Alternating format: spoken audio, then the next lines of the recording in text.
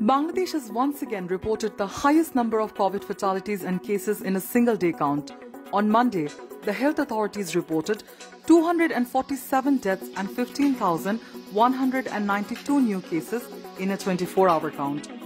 This is the highest number of COVID deaths recorded in a single day since the emergence of the pandemic in the country.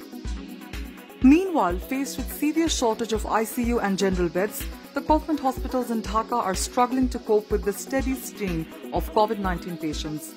Most of them are coming from outside the city and are in critical condition. The rush has filled the ICUs to the brim and forced the authorities to admit patients more than their capacity, according to several media reports today. Stern action will be taken if any factory remains operative amid the restrictions which were declared nationwide, aiming to contain coronavirus infection, said State Minister for Public Administration Farhat Hussain. He said this while talking to the press after the regular cabinet meeting on Monday.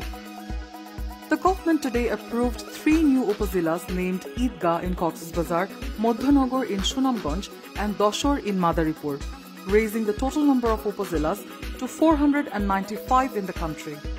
The approval came from the meeting of the National Implementation Committee for Administration Reform, NICAR, held virtually, chaired by Prime Minister Sheikh Hasina, who also joined virtually from her Ganabhavan residence.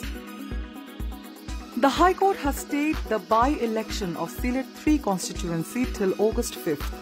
The polls were scheduled to be held on Wednesday, July 28th. A single virtual bench of Justice M. Inaytur Rahim passed the order on Monday, July 26th. The Sylhet 3 seat fell vacant after MP Mahmudus Samad Chaudhary died of coronavirus on March 11. Rescue teams in India were digging through the thick sludge and debris on Monday to find over 60 people trapped in landslides caused by torrential monsoon rains that have so far claimed more than 160 lives in 4 days. In Maharashtra, 149 people have died, mainly in landslides and other monsoon-related accidents, while another 64 are still missing, the state government said in a statement.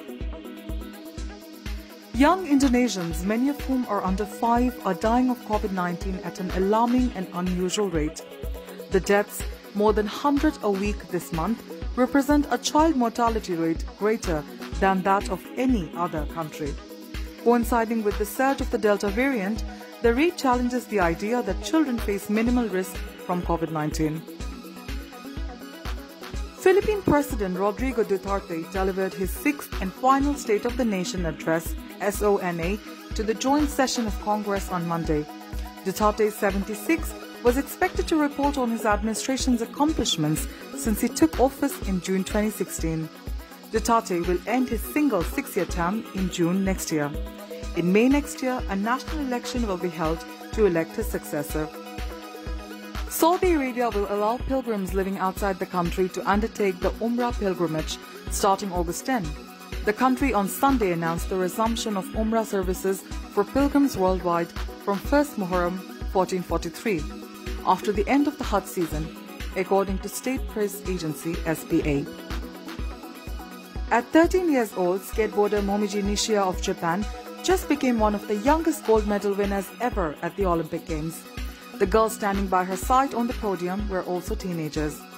Nishida took home the gold Monday in the women's street competition, which launched in Tokyo for the very first time. It sealed her nation's fate as the current dominating force in skateboarding.